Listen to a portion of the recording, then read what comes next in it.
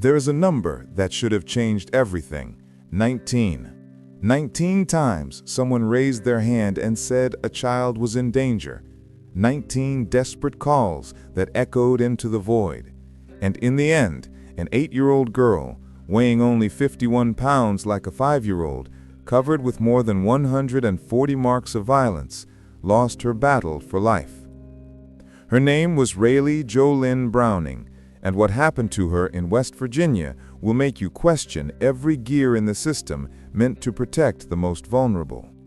Because there was no lack of warnings, there was a lack of action.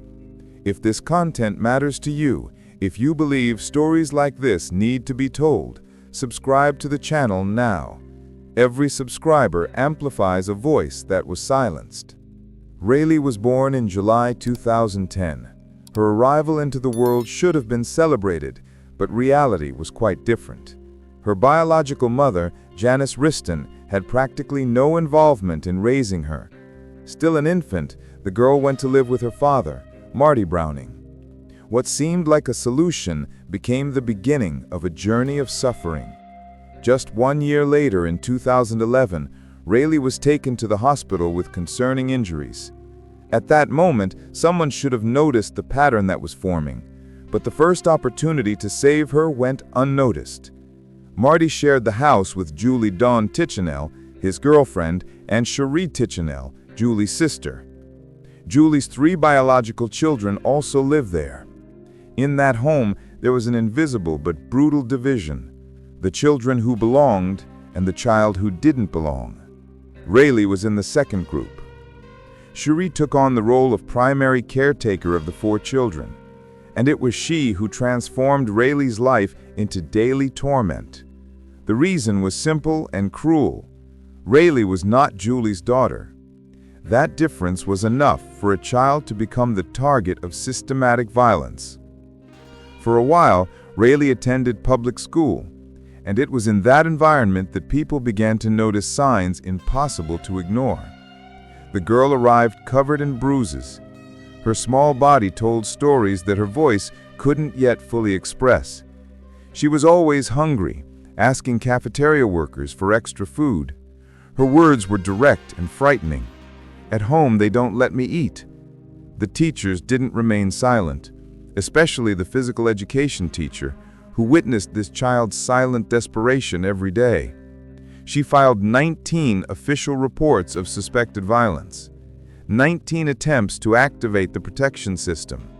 19 times she called, documented, begged for action.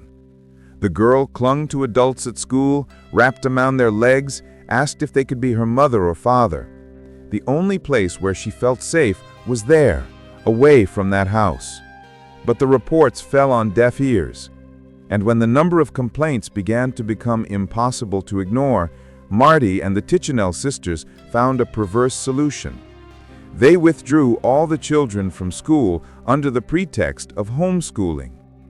They thus eliminated the only witnesses who could still intervene. What happened next was hell without observers. Away from teachers' eyes, away from mandatory reports, Rayleigh found herself completely at the mercy of her abusers. The so-called homeschooling never existed for her. While the other children received some type of instruction, Rayleigh was forced to stand for hours, motionless, or to walk through the house's hallways without stopping. If she touched the wall, the punishment was to walk all day. Forbidden to speak, forbidden to sit, forbidden to use the bathroom. Rayleigh was subjected to what specialists call medical child abuse. She took 7 psychiatric medications simultaneously, an absurd burden for such a small body. Medications for aggression, anxiety, depression, attention disorders, all prescribed exclusively based on what the caretakers reported to doctors. Information that completely contradicted the girl's behavior at school, where she never presented problems. Specialists believe these medications were used to sedate her, control her, and also to create a narrative that she had disorders that would explain her injuries, as if she injured herself. In September 2015, Rayleigh was hospitalized with a fractured femur.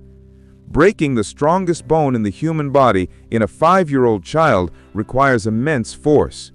Car accident, serious fall, or violence. A child cannot cause this type of injury alone. But the story told by Marty and the Tichenel sisters was absurd. She supposedly broke the bone by kicking the wall while lying on the floor. Doctors, trained to recognize signs of child violence, certainly knew this made no sense. But once again, nothing was done. Inside that house, Rayleigh's life was a cycle of torture. She slept on the floor, without pillows or blankets, wearing only a diaper. She was beaten with various objects: belts, wooden spoons, spatulas, metal objects. A hammer was later found in the bedroom she shared with Cherie. They also found a sexual object there whose presence was never explained. Thirst became an instrument of punishment. Cherie decided that Rayleigh would go 3 days without drinking any liquid. 3 days. 72 hours where every cell in an 8-year-old child's body screamed for water. The desperation was such that one of the other children in the house testified, "I found her several times drinking from the toilet." She was so tortured by thirst. No communication was allowed. The other children were forbidden to talk to Rayleigh under the threat of losing their phones for months. In the car, she was seated separately from the others, guaranteeing total isolation. At home, her existence was ignored, as if she were a ghost who only appeared to be punished. Around Christmas 2018, Rayleigh became gravely ill. In the 3 or 4 days before her death, she couldn't get out of bed. No one brought food, water, or medicine for her during this period, according to one of the children's testimony. On Christmas Day, the girl was so sick that she didn't even show interest in presents. Her breathing sounded like snoring, like the difficult breathing of an animal struggling for air. Someone suggested taking her to the hospital. Julie asked the girl if she felt okay about spending Christmas at a medical facility. The child answered yes, that she wanted to go. But they didn't take her. The adults decided she was just pretending, seeking attention. On December 26th, in the morning, Marty left for work at 6. At 9, Julie also went to work, leaving Cherie responsible for the children. According to Cherie, Rayleigh was in the shower when she started having a blood nose. Still in the shower, she began shaking and fell face first onto the ceramic tile. Cherie picked her up and carried her to a mattress on the floor of the neighboring bedroom, propped up her head with pillows, and only then called emergency services at 11:42. The child had agonal breathing, an irregular pattern of heavy, gasping breaths that sound like snoring or choking. It's an involuntary body reaction, a sign that the person is actively dying. The sounds were so loud that even the emergency service operator could hear them through the phone. When she arrived at Plateau Medical Center at 11:55, a team of 5 to 6 nurses desperately tried to resuscitate her. They administered intravenous fluids, medications, performed cardiopulmonary resuscitation, but it was too late.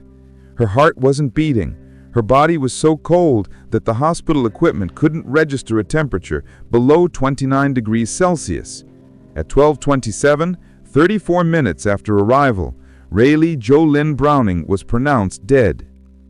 What the medical team saw shocked even experienced professionals. A nurse with 18 years of career said she had never seen a child's body in this condition. Bruises, scratches, burns, and scabs covered the entire body.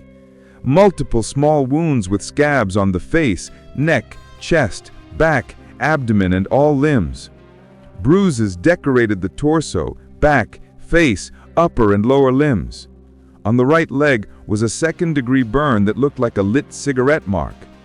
Blood in the genital area and a rectal tear testified to ongoing sexual violence. In the underwear, they found a long black hair exactly like Cherie's.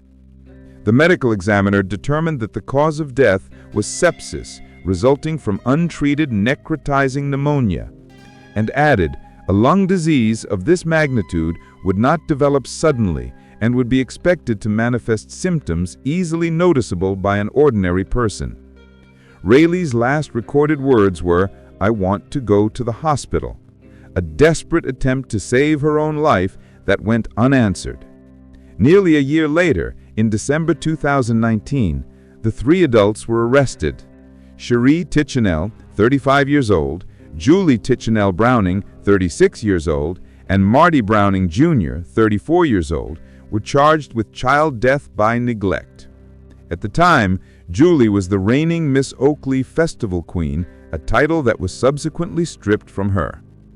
The investigation conducted by the Oak Hill Police Department encountered a troubling obstacle: lack of cooperation from the West Virginia Department of Health and Human Resources, specifically from Child Protective Services, which had an open file on Rayleigh at the time of her death. When police finally received the files in November, they were incomplete. This explains why it's still not entirely understood how the protection system was involved, but it's clear they completely failed Rayleigh. In June 2022, after 3 weeks of trial, all three were found guilty of child neglect resulting in death, but acquitted of the more serious charge of child murder by abuse, which could have sentenced them to life imprisonment.